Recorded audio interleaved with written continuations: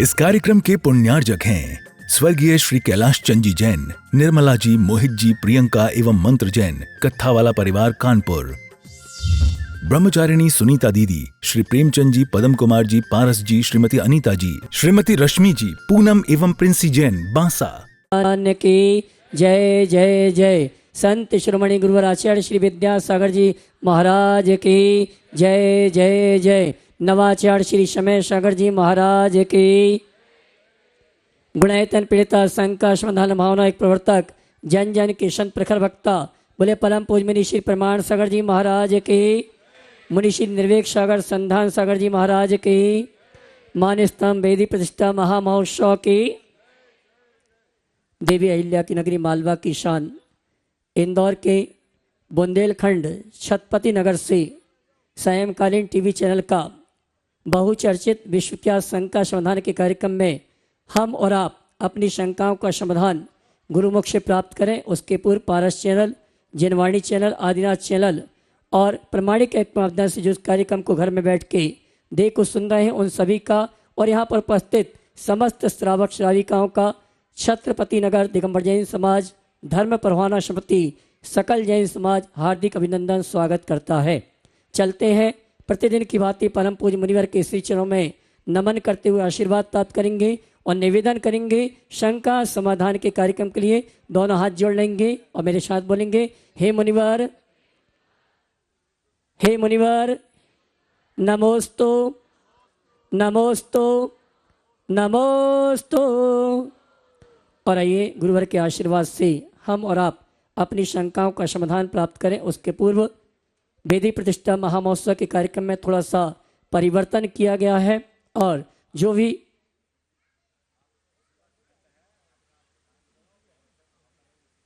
जी 6:30 से ना 6:30 हम कार्य,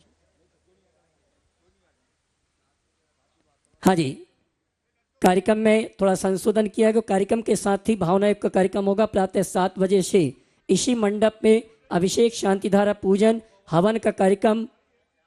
जी जी। और आइए चलते हैं हम और आप गुरुवर के आशीर्वाद से संघ का समाधान में अपनी शंकाओं का समाधान प्राप्त करें।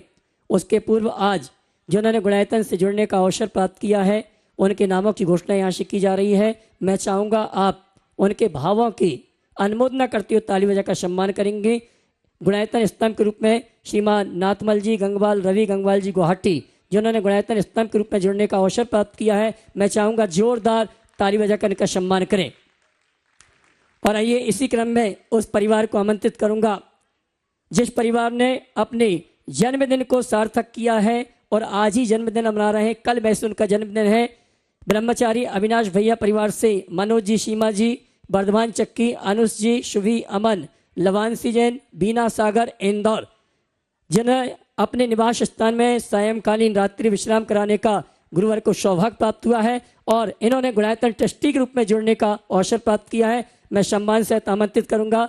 वे आएंगे परम पूज्य मुनिवर के स्त्री चरणों में नमन करते हुए, पूरा परिवार आ जावे, नमन करते हुए आशीर्वाद प्राप्त करेंगे और धर्म प्रवाहना समिति साथ साथ छत्रपति नगर दिगंबर जैन समाज गुणायतन परिवार सम्मान का कार्यक्रम संपन्न करेंगे। और मैं आमंत्रित करूंगा हमारे छत्रपति नगर के श्रीमान भूपेन जी और मंत्री जो हैं वो आए हमारे सम्मानी, और साथ में राकेश जी चेतक, ये सभी आएंगे सम्मानी। मनोज जी, सीमा जी, जिन्होंने गुणायतन ट्रस्टी के रूप में जुड़ने का अवसर प्राप्त किया है, इनका गुणायतन परिवार की ओर से और छत्रपति दिगंबर जैन समाज की ओर से सम्मान का कार्यक्रम संपन्न करेंगे। और आइए मैं उस परिवार को आमंत्रित करूंगा जिस परिवार की वर्षों से भावना थी कि एक बार हमारे बुंदेलखंड छत्रपति नगर में मुनिवर का आगमन हो, और कल मुनिश्री का आगमन हुआ और आज उन्होंने गुरुवर के आशीर्वाद से गुणायतन ट्रस्टी के रूप में जुड़ने का सौभाग्य प्राप्त किया। मैं चाहूंगा आपके नगर के उस परिवार का ताली बजा के सम्मान करें। श्रीमती नीलम जी, विपुल जी बाजल, डॉक्टर निष्ठा जी, आदिश जी बाजल, छत्रपति नगर, इंदौर, जिन्होंने गुणायतन ट्रस्टी के रूप में जुड़ने का अवसर प्राप्त किया है। और आइए श्रीमती नीलम जी, विपुल जी, डॉक्टर निष्ठा और आदिश जी बाजल, जिन्होंने गुणायतन ट्रस्टी के रूप में जुड़ने का अवसर प्राप्त किया है, इनके सम्मान के लिए आभार दूंगा। श्रीमान मनोज जी वाकलीवाल और नीलय जी ये आएंगे हमारे छत्रपति नगर जैन समाज के अध्यक्ष मंत्री के साथ सम्मान का कार्यक्रम संपन्न करेंगे और आप जोरदार ताली बजा के इनका सम्मान करें।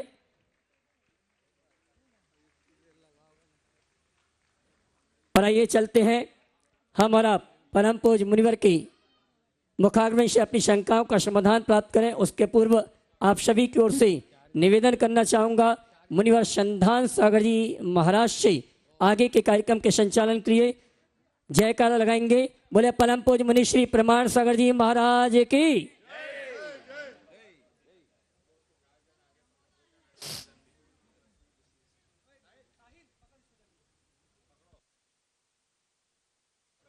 और आप सभी सौभाग्यशाली हैं जो जिनको टेलीविजन में सुनते थे, आज आपके ही यहाँ आंगन में थैला तो उठा दे मेरा। इस दलाल बाग में गुरु चरणों में चलते हैं और आश्रय संकट का समाधान प्रारंभ करते हैं।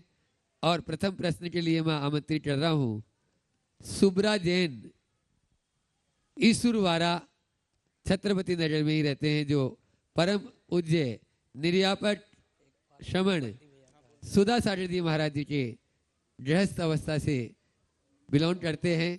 ऐसी वो भतीजी सुब्रा जैन, एक बार जोरदार ताली बजा दीजिए, जिनके परिवार से अपने संग में आज सुशोभित हैं। अपना प्रश्न रखें और उसके बाद में सोनम प्रकाश सुनीता जैन सूची सिमनिया गुणायतन ट्रस्टी तैयार रहे।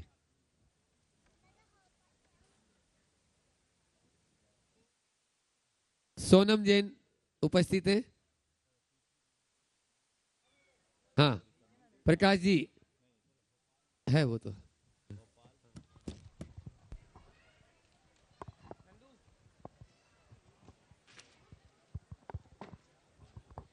और आज गुरु चरणों में भोपाल टीटी नगर में जहां एक विशाल 3 मंजिला 3 सीटर का उत्तंड वह जिनालय बन रहा है, उसके अध्यक्ष अमरजी जैन अपनी पूरी टीम के साथ में यहाँ आए हैं।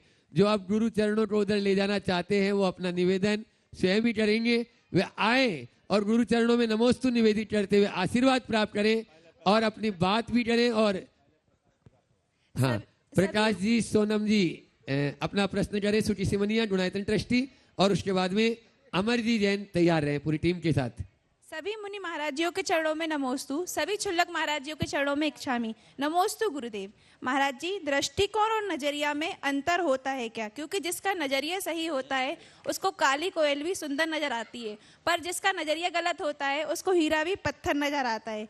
तो महाराज जी, मेरा प्रश्न ये है कि हर इंसान का नजरिया अलग अलग होता है, तो हम कैसे पहचाने कि इंसान अच्छा है या बुरा? ये बात सही है कि जिसका जैसा नज़रिया होता है उसको वैसा नज़ारा दिखता है।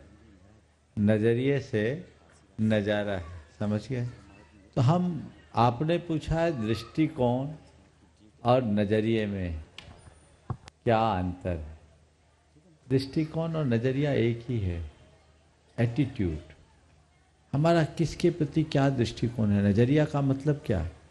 चीज़ों को देखने का तरीका, वो एंगल, हम किसे किस रूप में देखते हैं। चीज़ें ना अच्छी होती हैं ना बुरी, हमारा दृष्टिकोण उसे अच्छा और बुरा बना देता है। कई बार ऐसा होता है कि जो चीज़ें हमारे लिए अच्छी नहीं लगती किसी और को वही अच्छी लगने लगती है, और जो किसी और को अच्छी लगती है हमारे लिए बुरी हो जाती है। तो दृष्टिकोण और नज़रिया दोनों एक अर्थक है। महाराज जी, अमरजी जैन भोपाल, अध्यक्ष टीटी नगर जैन समाज, जोरदार तालियों से उनका स्वागत अभिनंदन कर दें और वे अपना निवेदन और प्रश्न करें। और उसके बाद में तैयार रहेंगे आशीष जैन इंदौर, जो गुणायतन के ट्रस्टी हैं। भगवान के चरणों में त्रिवार नमोस्तु।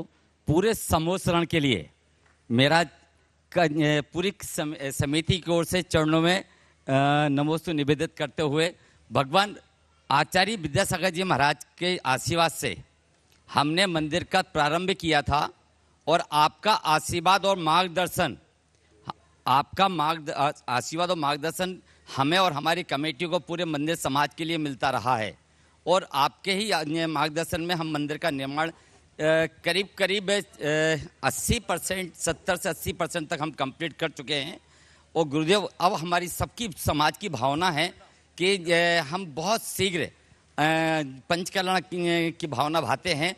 भगवान आपसे निवेदन है कि आप भोपाल पहुंचकर और कोई भी एक डेट जो उचित समझते हैं आप आपके अनुकूलता से वो डेट हमें देने का कष्ट करें जिससे कि हम आगे की तैयारी चालू कर सकें। बहुत अच्छी भावना आपने भाई है और बहुत दिनों से भोपाल की चर्चा। हम जब भोपाल पहुंचे उससे पहले से जी आप लोग समेत शिखर जी से लगे हुए, आप डेट चाहते हैं तो मैं सोचता हूं सही डेट में ही डेट घोषित करना ज़्यादा अच्छा है। आपने भावना भाई है, तैयारी कीजिए फरवरी की जी। और एक्चुअल डेट हम परसों पूर्णमासी के दिन बता देंगे। जी भगवान जो आप नमोस्तु नमोस्तु भगवान नमोस्तु मैं भी नमोस्तु। समझ रहा हूँ जब कार्यक्रम तय हो जाता है तो चीज़ें गति पकड़ लेती है। आप लोग भावना तो भाई ही रहें और कार्यक्रम तो लगभग सुनिश्चित है ही। आप प्रतीक्षा कीजिए, परसों ही इस विषय में हम औपचारिक रूप से कोई बात मैं करेंगे। समाज के साथ आपके चरणों में पुनः उपस्थित हो जाऊंगा बहुत गुरुदेव। सुंदर, आशीर्वाद। नमोस्तु भगवान नमोस्तु नमोस्तु। आशीष जी जैन इंदौर जो अपने आप को गुरुचरण और गुणायतन से संबद्ध कर चुके हैं और उसके बाद में कल जिनका प्रश्न लास्ट में रह गया था आज वह कुबेर परिवार ममता जी नायक प्रश्न करेंगे। नमोस्तु भगवान गुरुदेव के चरणों में बारंबार नमोस्तु। नमोस्तु महाराज जी। महाराज जी मेरा प्रश्न ये है कि बीइंग अ सिविल सर्वेंट एक लोक सेवक के नाते देश के प्रति और समाज के प्रति हमारे क्या कर्तव्य होने चाहिए, मार्गदर्शन कीजिए। नमोस्तु महाराज जी। देखिए आप जैसे लोक सेवकों की बहुत गुरुतर जिम्मेदारी, सबसे पहले तो अपने दायित्व को निभाना, देश की प्रगति में सहायक बनना और चूंकि आप लोगों के साथ पावर का समाज के व्यापक हितों में प्रयोग करना, मैं समझता हूँ इससे बड़ी और कोई बात नहीं हो। निष्ठापूर्वक अपना काम करें और अपने प्रभाव को समाज के रचनात्मक हितों में लगाएं, रचनात्मक कार्यों में लगाएं, तो मैं समझता हूँ बहुत सारा काम जो आम लोगों के लिए बड़ा दुरूह है, आप लोगों के जुड़ जाने से सरल है।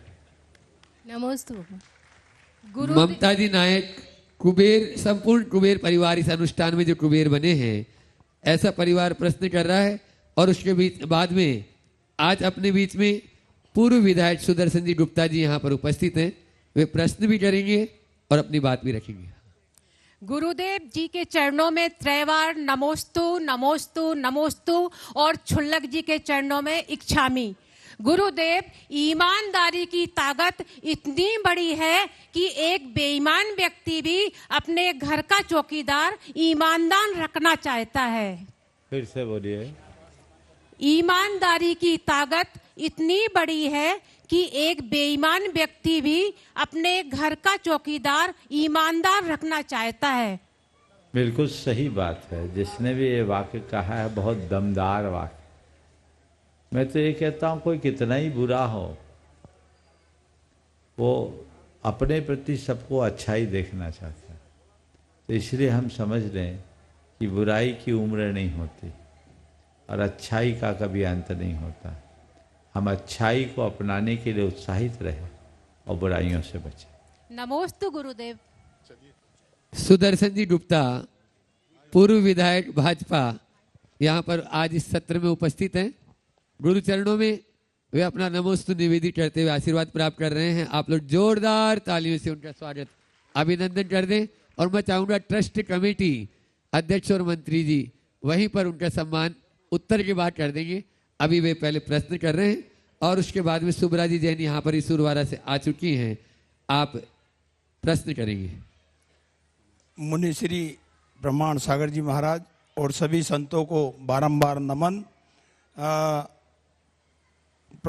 मुनि श्री मैं पूरी तरह सात्विक और शुद्ध शाकाहारी व्यक्ति हूँ और जैन संत जैन धर्म के सिद्धांत और नियमों का पूरी तरह पालन करता हूँ।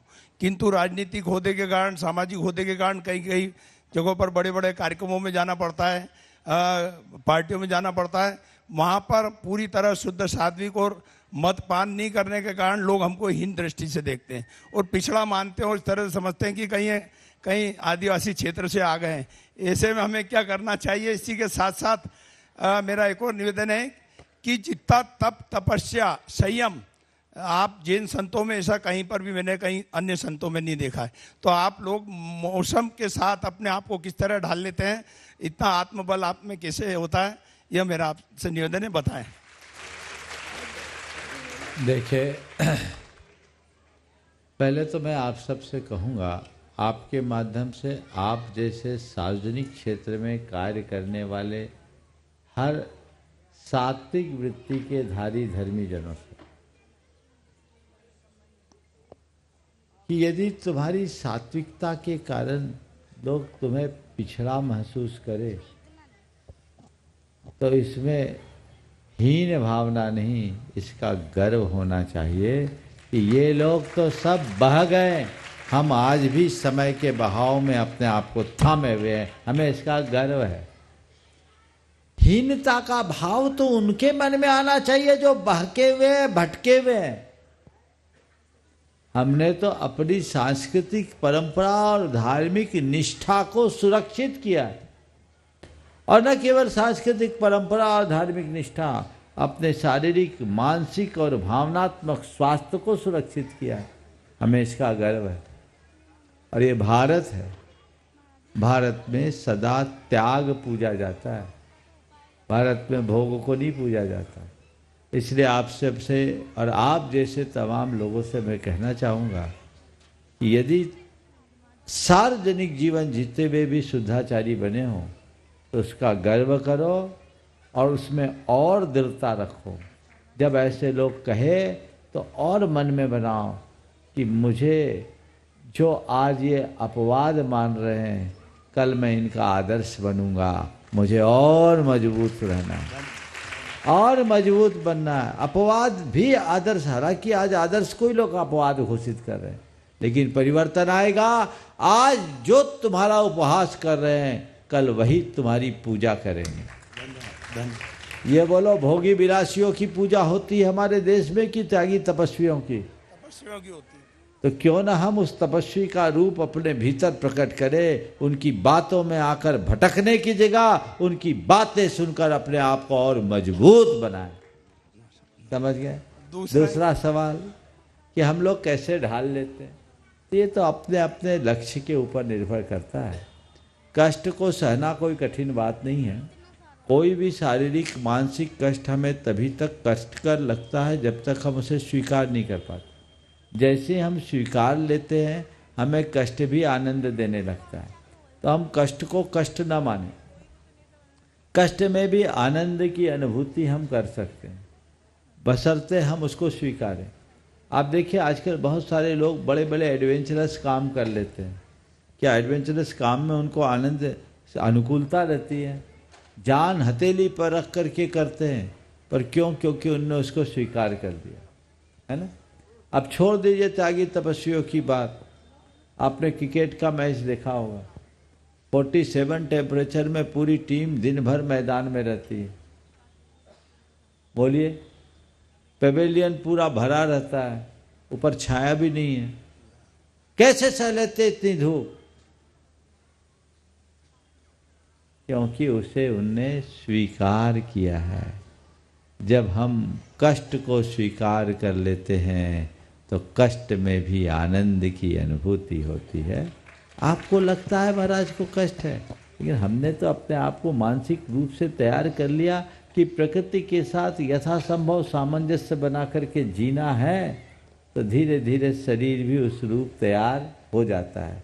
आप पूरे शरीर को कवर किए हुए हो, चेहरा तो खुला है, चेहरे को ठंड क्यों नहीं लगती? बोलो, सब ढक लो।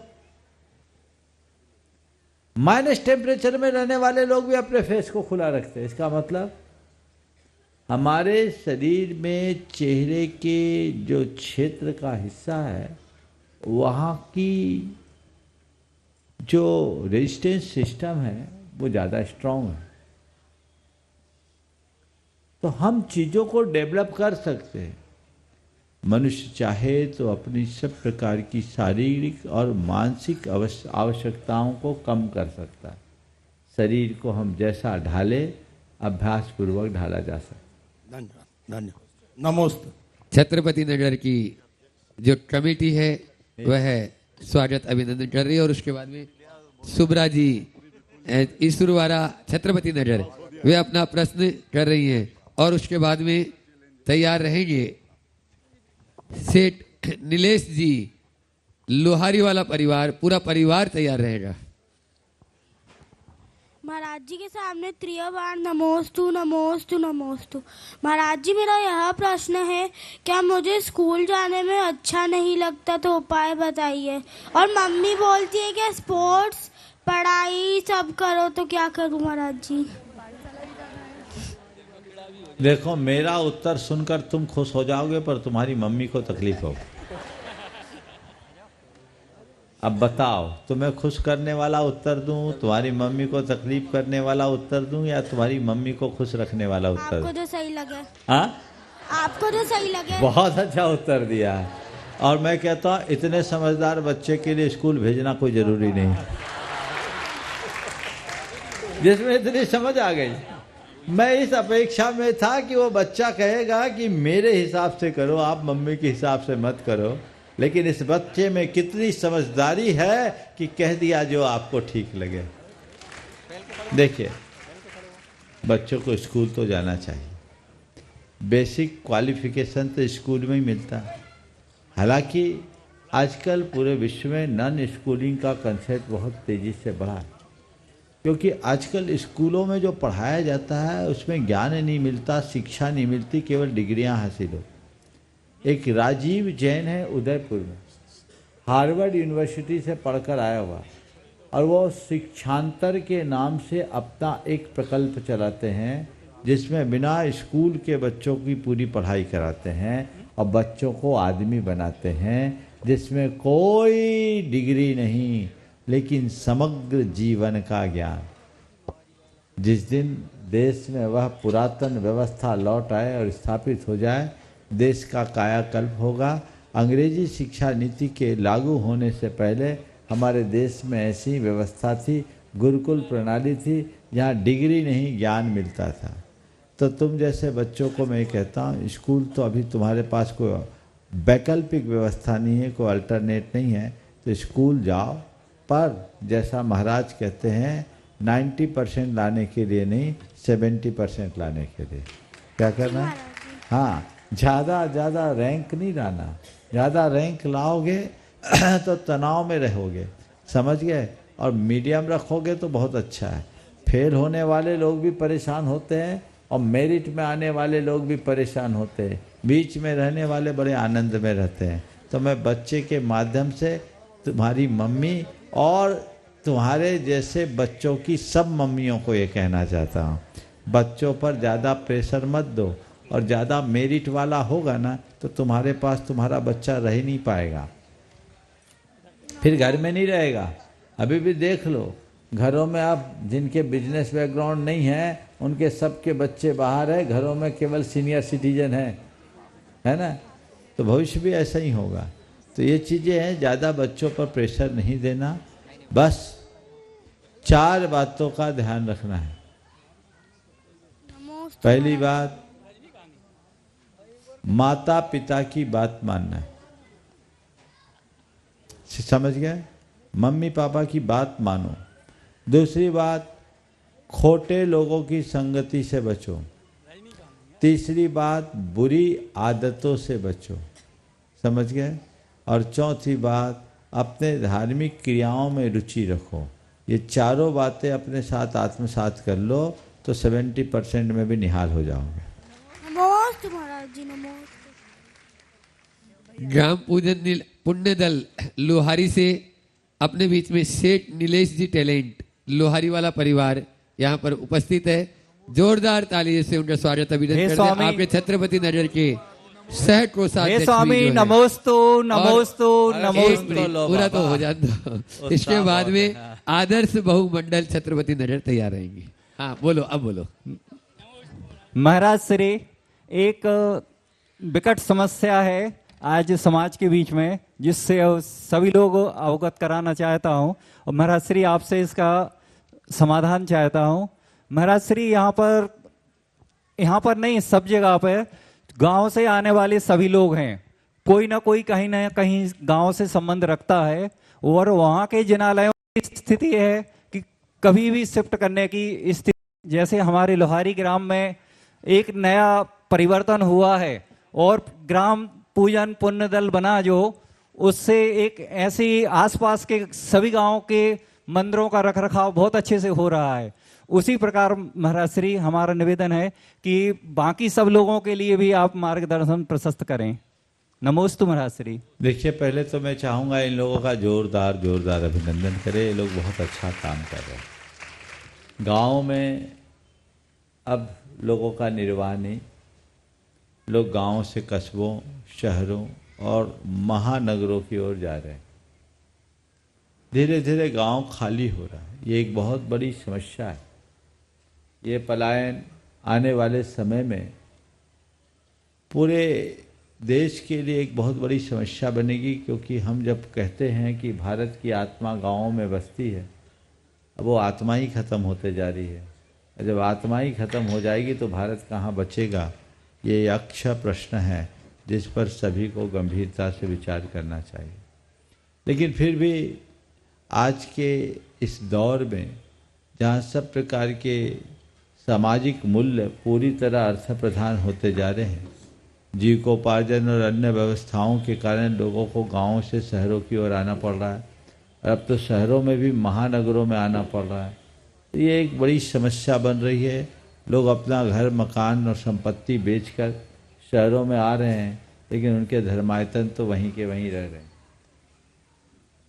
आने वाले समय में इससे बहुत बड़ी समस्याएं आएगी। इसका कोई समाधान भी नहीं दिखता। मुझे तो इसका एक ही समाधान दिखता है, जो केवल सरकार के नियंत्रण में है। सरकारों को चाहिए कि अब अपने देश में कुछ ऐसी नीतियां लागू करें कि हमारे जितने भी बड़े बड़े कारपोरेट हाउसेस हैं, उनके ऑफिसेस मझोले और छोटे शहरों में स्थापित हो, ताकि हमारे बच्चे वहीं अपनी जीविका पा सके। सबको मुंबई, दिल्ली, गुड़गांव, पूना और हैदराबाद जाने की, बेंगलोर जाने की नौबत ना आए, क्योंकि वहाँ घनत्व तो बढ़ रहा है, इंफ्रास्ट्रक्चर भी नहीं है और घुटन भरी जिंदगी जीने के लिए बाध्य होना पड़ रहा है और अपने पैतृक गांव को छोड़कर जाना पड़ रहा है। यदि ऐसा समेकित विकास हो और अपने गांवों में अच्छे अवसर सुलभ होने लगे, तभी इस पलायन की वृत्ति को रोका जा सकता है। अन्यथा ऐसी स्थिति आएगी कि हमारे समाज के सभी पढ़े लिखे संभ्रांत लोग गांवों से दूर होंगे और एक समुदाय विशेष के लोग सब जगह फैल जाएंगे। कल आपके सामने नई नई चुनौतियां और समस्याएं उठ खड़ी होगी, जिस पर आज किसी का ध्यान नहीं जा रहा है। हमें इस पर गंभीरता से ध्यान रखना चाहिए। ये मुझे बहुत प्रसन्नता है कि आप लोगों ने लोहारी गांव में अपने, एक अनूप जैन है वरिष्ठ IRS अधिकारी आपके लोहारी के, एक IRS अधिकारी ने खुद की पहल से एक बड़ा अभियान चलाया और ग्राम पूजन पुण्य दल गठित किया, सारे युवकों को जोड़ा और उस गांव के युवक जुड़े, आसपास के गांव के युवक जुड़े और हर सप्ताह सागर और उसके आसपास के उन जिनालियों में जाके पूजा अर्चा करते हैं। वहाँ के रख रखाव की व्यवस्था वे लोग करते हैं, जहाँ अब समाज उठ गई है, नगण्य हो गई है, इक्का दुक्का घर बचे हैं। ये बहुत ही प्रशंसनीय नहीं, अनुकरणीय कार्य है और लोगों को भी ऐसा करना चाहिए। और इस समस्या से ही बचने के लिए एक प्रयास शुरू किया कि ऐसे इलाकों में स्कूल्स बनाए जाए ताकि उसके बहाने कुछ लोग वहाँ रह सके, बस सके। और ये तुम लोगों के लिए गौरव का विषय है कि गुणायतन ने अभी प्रथम चरण में एक राजस्थान और एक मध्य प्रदेश को चुना है। राजस्थान में चापानेरी तो मध्य प्रदेश में लोहारी। इन दोनों स्थानों में भगवान की जय। इन दोनों स्थानों में इस साल गुणायतन के प्रयासों से 2 विद्यालय शुरू हो रहे हैं पायलट प्रोजेक्ट के तहत। और ऐसे विद्यालयों की एक लंबी श्रृंखला चलेगी जिसमें रहने वाले विद्यार्थी वहाँ के आम बच्चे पढ़ेंगे और उनके अध्यापन आदि के कार्य के निमित्त कुछ लोगों को वहाँ बसने का अवसर मिलेगा। हमारे मंदिर सुरक्षित होंगे और उससे हमारे भगवान की सेवा पूजा तो होगी ही होगी। उस क्षेत्र में विहार करने वाले साधु संतों को भी निर्बाध सुविधा प्राप्त होगी। ये दूरदर्शी दृष्टिकोण है और ये तुम लोगों के लिए गौरव का विषय है कि प्रथम चरण में इन 2 गांवों का चुनाव हुआ है और बहुत जल्दी उसकी शुरुआत होनी। नमोस्तु महाराज श्री। आदर्श बहुमंडल छत्रपति नगर और उसके बाद में तैयार रहेंगे नीलाजी जैन इंदौर जो गुणायतन के ट्रस्टी हैं। मंच महाराज जी 6 उपसम और 6 उपसम में क्या अंतर है? 6 यानी विनाश, उपसम यानी दब जाना और 6 उपसम यानी कुछ दबना और कुछ क्षय हो जाना, नष्ट हो जाना। नमोस्तु महाराज। हाँ अब बोलो आदर्श बहुमंडल और उसके बाद में नीलाजी जैन इंदौर गुणायतन ट्रस्टी बोलो। हेलो। मंच पर आसीन सभी गुरुवरों के चरणों में त्रैभर नमोस्तु नमोस्तु नमोस्तु और सभी चुल्लक जी के चरणों में इच्छामि इच्छामि इच्छामि। महाराज जी हमारा प्रश्न ये है कि जब हम कोई नियम लेते हैं तब तो हम उसको बहुत उत्साह से उसको पूरा करते हैं, परंतु धीरे धीरे हम में शिथिलता आने लग जाती है और हम उसमें लूप होल्स ढूंढने लग जाते हैं। तो हे गुरुवर हमें ऐसा क्या करना चाहिए कि जिस उत्साह के साथ हमने वो नियम लिया था उसका बाद में भी पालन करते रहें? अपनी बैटरी को चार्ज करते रहना चाहिए। जिनकी प्रेरणा और सानिध्य में नियम लिया उनके पास जाकर अपने नियमों की रिपोर्ट रखते रहना चाहिए, यानी अपना रिपोर्ट कार्ड रखना चाहिए और उनसे फिर मार्गदर्शन लेना चाहिए, प्रेरणा लेना चाहिए और नई प्रेरणा पाकर नए उत्साह का संचार करना चाहिए। फिर बैटरी चार्ज होगी और वही उत्साह बढ़ जाएगा। नमोस्तु गुरु। नीलाजी जैन इंदौर, हाँ वे अपना प्रश्न रखे हैं अपनी पूरी टीम के साथ। मनोज जी बाटलीवाल जो है अपना प्रश्न रखे उनके साथ में, और साथ में ही इसके बाद तैयार रहेंगे गुरु का विहार जब होता है तो हर गांव नगर कॉलोनी वाले चाहते हैं कि हमारे नगर में चरण पड़ जाएं। स्मृति नगर समाज के आज यहाँ पर लोग बैठे हुए हैं स्वर्ण जी जैन के नेतृत्व में, वे अपना निवेदन और साथ में ही प्रश्न। हाँ। पूज्य गुरुदेव के श्री संग में 3 बार नमोस्तु नमोस्तु नमोस्तु। गुरुदेव रेवती रेंज से पहले सिद्ध विहार कॉलोनी जहाँ पर हमारे नीलय जी जैन परिवार एक भव्य मंदिर का निर्माण करने का भाव बनाए हुए हैं और आपके चरण उस दिशा में पढ़ ही रहे हैं, तो निश्चित ही आपके ही आशीर्वाद से आपके ही सानिध्य में वहाँ का शिलान्यास भूमि पूजन भी हो जाए और पूरी कॉलोनी को वहाँ पर आपका आशीर्वाद मिल जाए। और काफ़ी जैन परिवार उस एरिया में रहते हैं, तो इनकी भावना है कि एक बड़ा पंच कल्याण आपके सानिध्य में आज नहीं 2 साल 3 साल 4 साल निश्चित ही आपका पुनः चातुर्मास इंदौर में होगा ना। बस इसी भावना से गुरुदेव आपका आशीर्वाद मिल जाए। देखिए तो हमने पहले ही ऊपर ही सम्मति दे दिया, हमने तो सोचा सवाल करो, लेकिन ठीक है, ये बहुत आप लोगों का सौभाग्य, मानस स्तंभ की प्रतिष्ठा के निमित्त हम लोगों का यहाँ आना हुआ।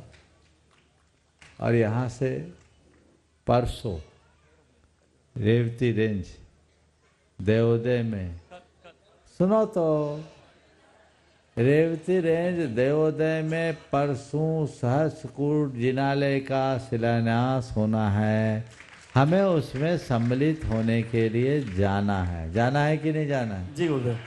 तो वहाँ सम्मिलित होने के लिए जाना है और ये अच्छा संयोग बना। आज इन्होंने बताया कि 1.5 किलोमीटर पहले एक मंदिर का भी शिलान्यास होना है, तो हमने तय किया है कल यहाँ से हम लोग दोपहर में प्रस्थान करेंगे सामायिक के बाद, रात्रि विश्राम वहीं करेंगे, अनुकूलतानुसार संघ का समाधान भी वहीं करेंगे और परसों अल सुबह शिलान्यास करके रेवती रेंज में प्रवेश करेंगे। ये कार्यक्रम हो गया। 1-1-2 का जिनालय का शिलान्यास है। बहुत अच्छे भावों से जिनालय बना रहे हैं, अच्छे बनाइए, आगे बढ़ाइए। लेकिन जो बातें मैंने कही है जिनालय के विषय में, थोड़ा बड़ा बनाना है और उसके लिए अपने मन को और बड़ा करना है। वो कागज़ लेके मेरे पास आ जाना। अभी तुमने जो भूखंड निकाला है उसमें मेरा मन भरा नहीं है, समझ गए? तो एक बार और सोच लो। समझ गए ना? ये मन बनाओ कि महाराज आप जितनी जमीन में लकीर खींचोगे वो जमीन हम मंदिर को दे देंगे। बोलो माइक पे सुनीले को। हाँ महाराज जी जितना आप बोलेंगे मैं देने को तैयार। बहुत सुंदर, तब तो मंदिर बनेगा। गुरुदेव, आसक्ति के ऊपर, आसक्ति से पाप का बंध होता है। अब हो गया सवाल। ये प्रश्न गुरुजी महाराज जी बहुत दिन से चला प्रश्न रखे रहो। अभी रोके तो रहो, अब प्रश्न में आसक्ति मत रखो। चलो चलिए, गुरुदेव के आशीर्वाद से, गुरुदेव के आशीर्वाद से जहाँ पत्थर के मंदिर का निर्माण हो रहा है, ऐसे स्मृति नगर समाज के अध्यक्ष स्वर्ण जी जैन अपना प्रश्न करें और उसके बाद में बालिका मंडल छत्रपति नगर तैयार रहे। परम पूज्य गुरुदेव के चरणों में पूरा स्मृति नगर सकल दिगंबर जैन समाज का नमोस्तु नमोस्तु नमोस्तु। गुरुदेव संघ का तो कुछ भी नहीं है, बस आशीर्वाद चाहिए। क्योंकि आचार्य भगवान जब 2020 में इंदौर आए थे तो हम स्मृति नगर वालों का सौभाग्य जागा था। उस टाइम हमारा मंदिर बहुत छोटा था, समाज बढ़ती जा रही थी। तो गुरुदेव के चरणों में सभी ने भावना भाई थी कि गुरुदेव मंदिर को बड़ा करना है। तो आचार्य भगवान पाषाण के मंदिर का आशीर्वाद देके गए थे, उनके सानिध्य में शिलान्यास भी हो गया था और अभी मंदिर निर्माण कार्य चालू भी हो गया है, अच्छी तरीके से चल रहा है, सरी समाज का सहयोग भी मिल रहा है। बस गुरुदेव आपका सानिध्य मिल जाए कुछ दिनों के लिए, जो हम लोगों से त्रुटियां हो रही हों उनमें सुधार हो जाए, यही आशीर्वाद चाहिए, सानिध्य चाहिए आपका, यही निवेदन। और कोई? नमस्ते। चलिए आशीर्वाद। चलिए अगला दूसरे को बोलो। नमस्ते महाराज जी, एक प्रश्न है महाराज जी। आचार्य श्री ने जो नाम दिए हैं आप सभी गुरुओं को, जैसे आपका प्रमाण सागर जी, आप तर्क वितर्क करते थे, संघ का समाधान के लिए संधान सागर जी जो कि शुरू से जुड़े हैं, विनम्र सागर जी जो विनम्रता का प्रतीक है, तो क्या यानी सभी को इस तरह से आचार्य श्री ने इस तरह का देख के कुछ नाम दिए हैं? ये सवाल तो उनसे पूछते तो जाता भाई। अब उनने क्या देखा मुझे नहीं मालूम, पर उनको जितना हमने समझा है उसमें मुझे 2 बातें समझ में आई है। या तो वो गुण हो इसलिए नाम रखे, या वो गुण आ जाए इसलिए रखे। इसके अलावा तो तीसरी वजह मुझे समझ में नहीं आती। नमस्ते महाराज जी। बालिका मंडल छत्रपति नगर अपना प्रश्न कर रहे हैं और उसके बाद में अपने बीच में परिवार समाज महिला संगठन की अध्यक्ष श्रीमती मुक्ता जैन वे अपना प्रश्न करेंगी। महाराज श्री के चरणों में त्रिवार नमोस्तु नमोस्तु नमोस्तु इच्छामि। सुलभ जी के चरणों में त्रिवार इच्छामि इच्छामि इच्छामि। महाराज श्री, मेरी शंका यह है कि जब अपनी कॉलोनी में कोई मुनि महाराज आते हैं तो उस समय मन होता है कि गुरुदेव के पास जाएं और उसी टाइम स्कूल या कोचिंग होती है, तो इस सिचुएशन में हम क्या करें जिससे हम पढ़ाई भी कर सकें, पास भी आ सकें? ये तुम्हारी नहीं, तुम्हारे जैसे सब बच्चों की समस्या। मैं तुमसे एक सवाल करता हूँ। घर में कोई फंक्शन होता है, समझ लो शादी, तब क्या करती हो? छुट्टी मार लेते हैं। तो शादी में छुट्टी मार सकते हैं, महाराज आए तो छुट्टी नहीं मार सकते? मार सकते हैं। मार सकते हैं ना। हाँ। लेकिन मम्मी मारने नहीं देती। नहीं, मम्मा तो मारने देती है। ठीक है, तुम्हारी मम्मा की बात नहीं कर रहा हूँ, अच्छी बात है, लेकिन ऐसा हो जाता है, बस यही गलती। हमेशा एक बात जरूर है, जो लोग ये कहते हैं कि हम अपने बच्चों को संस्कारित करना चाहते हैं, उनके ऐसे अवसरों पर बल्कि कहना चाहिए बेटा 2 दिन के लिए महाराज का सानिध्य मिला है तो आज दिन भर रह, बाकी चीज़ें आगे पीछे कवर कर लेना, तब तो वो जुड़ेंगे। आप लोग नहीं, स्कूल मिस मत कर, कोचिंग मिस मत कर, ट्यूशन मिस मत कर, जिंदगी मिस कर दो, चलेगा? ये दृष्टिकोण उल्टा है। अपना नजरिया बदल देना चाहिए और जीवन को उसी अनुरूप बढ़ाना चाहिए। नमोस्तु महर्षि, नमोस्तु महर्षि, नमोस्तु। अगला प्रश्न श्रीमती मुक्ता जैन, परिवार समाज महिला संगठन की अध्यक्ष। एक बार जोरदार ताली बजा दीजिए इनके लिए। और वे अपना प्रश्न कर रही हैं गुरु चरणों में। उसके बाद में आपके गर्मा गर्म प्रश्नों का नरमा नरम उत्तर ऐसे ही मिलता रहेगा, लेकिन पहले चलेंगे अपन निर्भीक चार्य जी महाराज के चरणों में, उनसे निवेदन करेंगे।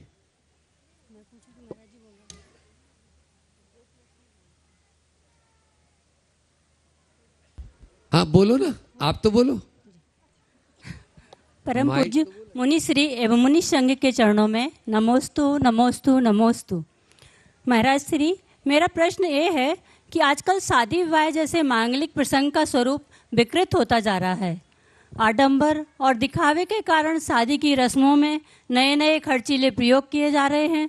जैसे प्री वेडिंग सूट का प्रचलन बढ़ रहा है। पहले हल्दी, मेहंदी, विवाह गीत, प्रीति भोज कार्यक्रम मांगलिक भवन में ही हो जाया करते थे, लेकिन आजकल उन्हीं प्रोग्रामों के लिए बड़े बड़े रिसोर्ट्स और बड़े बड़े गार्डन लिए जाते हैं। तो 2 दिन पहले ये सवाल आया, शायद यही आया है, आप सुन नहीं पाई। कोई दूसरा सवाल पूछते तो बहुत अच्छा था, पुनरावृत्ति उचित नहीं। इसमें हम महिला मंडल क्या कर सकते हैं? बस मेरा एक आगे प्रतिज्ञा कर लो, हम लोग ऐसे कार्यक्रमों में नहीं जाएंगे, तो अपने आप रास्ता। अब आप बोल रहे हैं, बताऊं, अगर मौका आएगा तो कहो आपके ही घर में आपकी नहीं चलेगी और ये मामला गड़बड़ा जाएगा, इसलिए ठीक नहीं। हाँ महाराज श्री, मेरा प्रश्न है कि जैसे मन योग, वचन योग और काय योग तो कर्म के उदय से होते हैं, लेकिन उपयोग के द्वारा हम भेद विज्ञान द्वारा अपने आत्म कल्याण को कैसे विशुद्धि में बढ़ाएं? देखिए, बहुत अच्छा सवाल है। हमारी प्रवृत्तियां पुराने संस्कार से प्रकट होती है, कर्म मत बोलो इसको, लेकिन हम अपनी परिणति को कैसे संभालें? 2 चीजें, प्रवृत्ति और परिणति। प्रवृत्ति यानी एक्टिविटीज और परिणति यानी इंटेंशन, अभिप्राय। ये हम पुरुषार्थ पूर्वक कर सकते हैं। नित्य प्रति भेद विज्ञान की भावना भाएं। भेद विज्ञान की सतत भावना भाने से हमारे अंदर का संस्कार बदलता है, हमारा दृष्टिकोण बदलता है, लक्ष्य और ध्येय बदल जाता है। और ऐसे व्यक्ति की कदाचित पुराने संस्कार जन प्रवृत्तियां न भी बदले तो भी उसमें परिवर्तन की शुरुआत हो जाती है। इसलिए प्रवृत्ति के साथ वृत्ति को बदलने का प्रयत्न करें, और वृत्ति बदलेगी तो फिर प्रवृत्ति को बदलना कठिन नहीं होगा। अपना ध्येय सुनिश्चित करें कि मैं कौन हूं और मुझे क्या करना है। यदि ये बात अंतर मन में बैठ जाए तो सब बातें बहुत सहजता से संपन्न हो सकती। नमोस्तु महाराज। दोनों हाथ जोड़ ले, चलते हैं पूज्य निर्भीक चार्य महाराज जी चरणों में और निवेदन करते हैं कि भगवान आप अपनी संख्या के माध्यम से हम सबको ज्ञान की गंगा में अवगाहन करने का अवसर प्रदान करें। पूज्य महाराज श्री जी। मुनि श्री को नमोस्तु करते हुए इंदौर में अनेक बार आना हुआ और पिछले प्रवास के समय एक संपन्न परिवार में आहारचर्या संपन्न हुई और उस परिवार के बेटा बेटी जब छोड़ने के लिए आए तो हमने उनमें जो बेटी थी उससे पूछा, बेटा क्या पढ़ रहे हैं? उन्होंने कहा हम इंजीनियरिंग की पढ़ाई कर रहे हैं। तो हमने कहा पढ़ने के बाद क्या करेंगे? तो कहने लगे नौकरी करेंगे। हमने कहा आपका परिवार संपन्न है, आपको नौकरी करने की क्या ज़रूरत है? बोले महाराज कहीं शादी होने के बाद डिवोर्स हो गया तो? अर्थात बच्चों को योग्य बनाना तो ज़रूरी है, किंतु आज हम बच्चों को अपने पैरों पे खड़े होने की योग्यता का विकास करना चाहते हैं उस समय में पैरों पे खड़े करने का वास्तविक अर्थ क्या है, यदि ये माता पिता को बोध हो जाए, शायद जो पहले से टेंडेंसी मानसिकता ही बन गई कि हम इसलिए पैसा कमा रहे कि हमें तलाक हो जाए तो संपन्न खड़े हो सकेंगे। वास्तविकता पैरों में खड़े होने का क्या अर्थ है, आप समझाएं, जिससे सभी को दिशा निर्देश मिले। नमोस्तु में रहेंगे। बहुत ही प्रासंगिक सवाल महाराज जी ने उपस्थित किया। एक बहुत बड़ी समस्या है। आप अपने संतान को योग्य बनाना चाहते हैं, पर नौकर बनाने में ही आप उसकी योग्यता की पूर्णता समझते हैं। सर्विस लगना, जॉब लगना यानी क्या? नौकरी लगना। नौकरी लगना का मतलब क्या? नौकर ही तो बनाना है। आपको नौकर कह दे तो बड़ा अच्छा नहीं लगेगा, पर आपसे कोई कह दे कि जॉब होल्डर है, सर्विस होल्डर है, तो आपको सुन के अच्छा लगता है। अंग्रेजी प्रेम की ये परिणति है। हो तो नौकर ही। और पढ़ना लिखना बुरा नहीं है, व्यक्ति को पढ़ना ही चाहिए, लेकिन नौकरी को लक्ष्य नहीं रखना चाहिए। पढ़ाई लिखाई केवल इसलिए करना चाहिए ताकि हम भविष्य में अपने जीविकोपार्जन में पूरी तरह सक्षम रह सके और अपने गृहस्थ धर्म का ठीक रीति से अनुपालन कर सके। पहले लोग पढ़ते थे और पढ़ाई लिखाई करने के उपरांत अपने व्यापार व्यवसाय को दक्षता के साथ चलाते थे। कदाचित पढ़ाई लिखाई में पीछे भी रहे तो भी अपने व्यापार में अपने अनुभव और कौशल के बल पर बहुत बड़ी सफलता अर्जित करते थे, नए प्रतिमान स्थापित करते थे और संपन्नता के साथ जीवन जीते थे। खुद तो जीते ही अपने आश्रय अनेक लोगों के जीविका का आधार बनते थे और ऐसे लोगों को सर्वत्र प्रमुखता मिलती थी। आज अवधारणा बदल गई, कॉन्सेप्ट चेंज हो गया। अब तो सबसे बड़ी समस्या जो महाराज ने कही, तलाक हो गया, तो मैं उसमें कहें कि नौकरी नहीं करेंगे तो शादी नहीं होगी तो तलाक क्या होगा। अब तो सबसे बड़ी समस्या महाराज ये आ गई।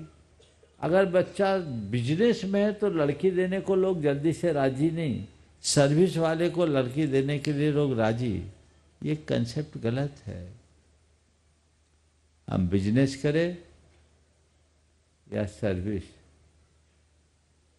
हमें ये देखने की जगह सामने वाले का हुनर और योग्यता को देखना चाहिए।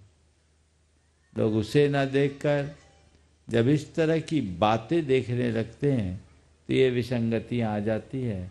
कई युवकों को मैंने देखा जिनका अच्छा खासा व्यापार बिजनेस सेटअप, करोड़ों का टर्नओवर, लेकिन इसके बावजूद 10-12 लाख के पैकेज में, कईयों के तो 5-7 लाख के पैकेज में ही अपना जॉब करने की मानसिकता बनानी पड़े। एक युवक के साथ ऐसे ही था, वो पूना में 7.5 लाख रुपए के पैकेज पे जॉब कर रहा था। और आप सुनकर के हंसोगे, जॉब करने के बाद शादी भी हो गई, सब कुछ हो गई, उसके पिताजी हर महीना 40,000 उसको भेजते थे। बोले क्यों? अब फ्लैट का खर्चा और खर्चा, अब खर्चा ही नहीं पुरता तो कहाँ से करें। 7.5 लाख रुपया महीना पगार पाने वाले का टैक्स में भी कट जाए, जो हाथ में आए। बोले पिताजी 40,000 रुपया मेरे लिए भेजते हैं। हमने कहा तूने जॉब चुना क्यों? बोले महाराज क्या करे, शादी नहीं हो रही थी तो जॉब करना पड़ा। शादी नहीं हो रही थी, जॉब करना पड़ा। और वो सोचो, वो लड़का MBA पास और वो 7.5 लाख रुपया का पैकेज में वहाँ रह रहा है और अपने बाप से 40,000 रुपया महीना मंगा रहा है, और उसका भाई 12वीं क्लास और उनका कम से कम 5 करोड़ का टर्नओवर, उससे ज़्यादा कमा रहा है। वो सोचता था मेरी पढ़ाई व्यर्थ। लेकिन सबसे बड़ी समस्या विवाह की, ये विवाह की जो समस्या है, ये मानसिकता बदलनी चाहिए। भरा पूरा परिवार देखो, संस्कार देखो, बिजनेस का बैकग्राउंड देखो, सामने वाले के हुनर को देखो और उसके आधार पर अपने जीवन साथी का चुनाव करे, न कि नौकरी और पैकेज। नौकरी से कब किसको हटा दिया जाए कोई ठिकाना भी नहीं। आजकल तो एक पल में कुछ भी कुछ हो जाता है। तो इसलिए इससे बहुत सजग रहना चाहिए, इस तरह की बातें नहीं देखना चाहिए। जहाँ तक लड़कियों का सवाल है कि महाराज जी पढ़े लिख जाएं, नौकरी करें, नहीं तो तलाक हो जाए तो कम से कम डिपेंडेंसी तो नहीं रहेगी। ध्यान रखना, अगर ये मानसिकता होगी तो तलाक न होना हो तो हो जाए, क्योंकि तुम्हारा ईगो कहेगा हम किसी पर डिपेंड क्यों हैं, हम क्यों कॉम्प्रोमाइज करें। इसलिए पढ़ लिख जाओ, योग्यता रखो, लेकिन नौकरी की मानसिकता से बचो। हाँ, पढ़ाई लिखाई रुचि डिग्रियां तब काम में आती है, कोई आपत्ति विपत्ति आ जाए तो हमें पर मुखापेक्षी न बनना पड़े। पर नौकरी को अपने जीवन का जब ध्येय बनाते हैं तो बहुत सारी चुनौतियां सामने आ जाती है, और इसी के परिणाम स्वरूप आजकल तलाक आम होते जा रहे हैं। तो हमें इस मानसिकता से अपने आप को पूरी तरह से बाहर निकालने की आवश्यकता है। जब तक हम ऐसी मानसिकता से स्वयं को मुक्त नहीं करते तब तक हमारी व्यवस्थाएं कभी अनुकूल नहीं बन सकती। तो हमें इन सब बातों पर ध्यान देना चाहिए।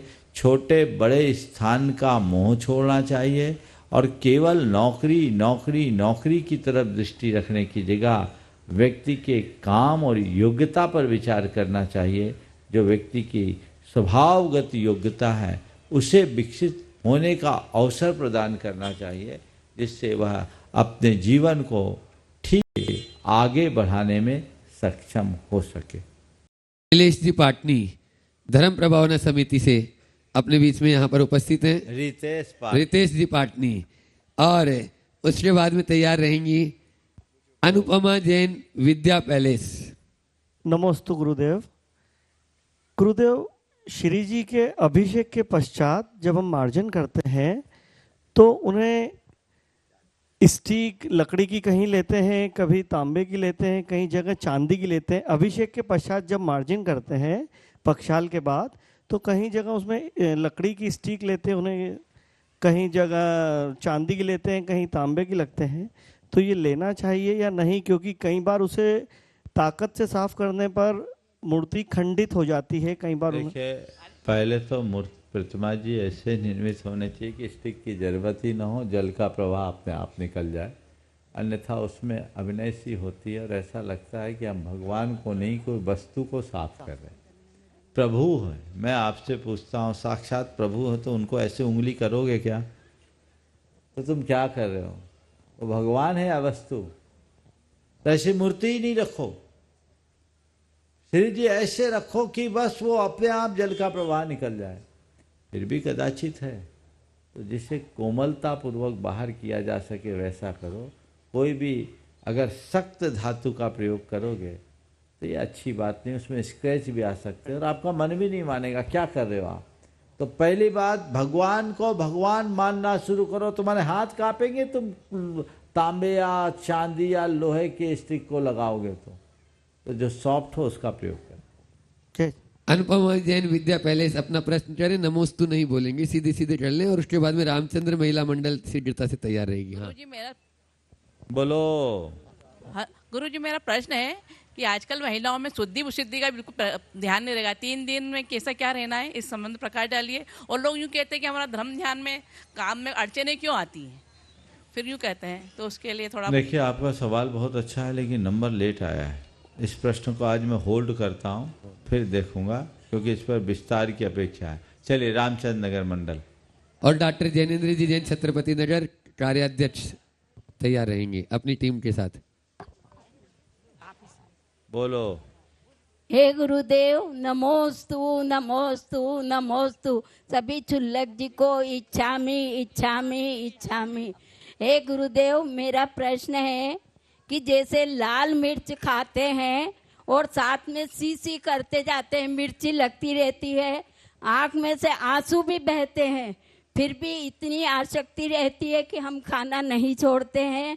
ठीक इसी प्रकार संसारी जीव मोह माया लोभ कषाय के वशीभूत होकर दुखी होता रहता है, आंखों में आंसू बहाता रहता है, परंतु इतना ममत्व होता है कि उसको छोड़ नहीं पाता।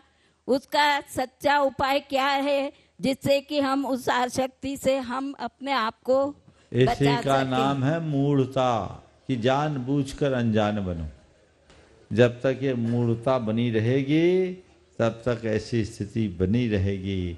हम मूढ़ से ज्ञानी बनने का प्रयत्न करें जिससे जीवन को बेहतर बनाया जा सके। ओम। डॉक्टर जैनेन्द्र जी जैन नमोस्तु, नमोस्तु। अपना प्रश्न सीधे सीधे प्रश्न बोल देना। ओम।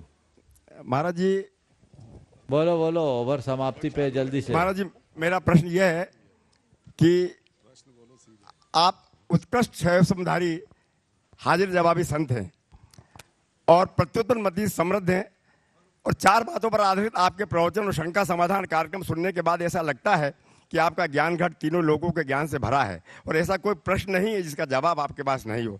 मेरा प्रश्न है कि महाराज श्री 6 माह से आप इंदौर नगर में हैं और प्रवचन एवं शंका समाधान कार्यक्रम के माध्यम से धर्म और ज्ञान की गंगा बहा रहे हैं। हर सभा में हजारों लोगों ने आपको अभिभूत होकर गदगद भाव से सुना है। मैं ऐसा मानता हूं कि आपके प्रवचन व्यक्ति के जीवन की दिशा और दशा को बदलने में सक्षम है। क्या आपको लगता है कि यहाँ से आपके जाने के बाद इंदौर नगर में आपके प्रवचन सुनने वाले लोगों और समाजजनों के आचरण का धरातल पहले से कुछ ऊंचा होगा और उनके विचारों में और उनके जीवन जीने के ढंग में बदलाव आएगा? कृपया इस जिज्ञासा का समाधान मैं करने तो के बाद। सकारात्मक सोचता हूँ। अब मैं यही चाहता हूँ और भावना भी भाता हूँ और ऐसी धारणा रखता हूँ कि जरूर बदलेगा। और हम तो ये मानते हैं पूरे शहर में एक भी बदल गया तो मेरा काम हो गया, और अगर जेन्युइन डॉक्टर भी आ जाए तो और अच्छी बात है। कुछ तो आगे बढ़ो, दूसरों से अपेक्षा रखने वालों खुद से शुरुआत करो तो जीवन धन्य होगा। समझ गए? व्यक्ति बदलेगा तो समाज बदलेगा। इसलिए हम यही अपेक्षा रखें, जिनमें परिवर्तन होना होता है वो परिवर्तित हो जाते हैं, और जो केवल प्रभावित होते हैं वो ऊपर से प्रभावित ही रहते हैं। मैं दोनों तरह के लोगों को देखता हूँ। प्रभावितों की संख्या ज़्यादा है पर परिवर्तित होने वाले लोग कम हैं। पर मैं मानता हूँ एक के परिवर्तन से भी पूरी सृष्टि में स्पंदन हो सकता है। तो भले एक का परिवर्तन हो, हम एक से शुरुआत करें और वो धीरे धीरे धीरे धीरे एक से इकाई से दहाई की ओर बढ़ते हैं। बदलाव ऐसे ही आता है। बोलिए अहिंसा परमो धर्म की। परम पूज्य मुनि श्री 108 प्रमाण सागर जी महाराज की जय। अभी अपने स्थान पर सभी रहे, निवेदन है आचार्य भक्ति अभी कल बाकी है। आचार्य भक्ति हो रही है और कल की सूचना भी हम आपको आचार्य भक्ति के बाद। जी गुरुदेव।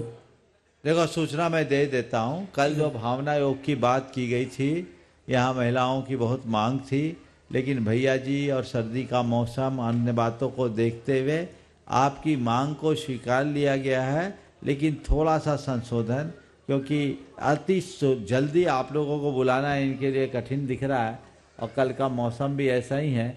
इसलिए आप अपने निर्धारित समय पर आएंगे। कल के प्रवचन में ही भावना योग भी हो जाएगा। तो वो प्रवचन का जो समय 8:30 से कल प्रवचन होगा, 8:50 से नहीं, 20 मिनट पहले 8:30 से प्रवचन प्लस भावना योग। थोड़ा नाश्ता हल्का करके आना, ना करके आओ तो ज़्यादा अच्छा है, ठीक है ना, ताकि भावना।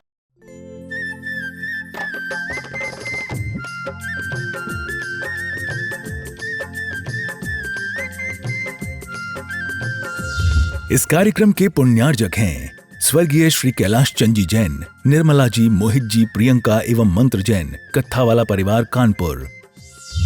ब्रह्मचारिणी सुनीता दीदी, श्री प्रेमचंद जी, पदम कुमार जी, पारस जी, श्रीमती अनीता जी, श्रीमती रश्मि जी, पूनम एवं प्रिंसी जैन, बांसा।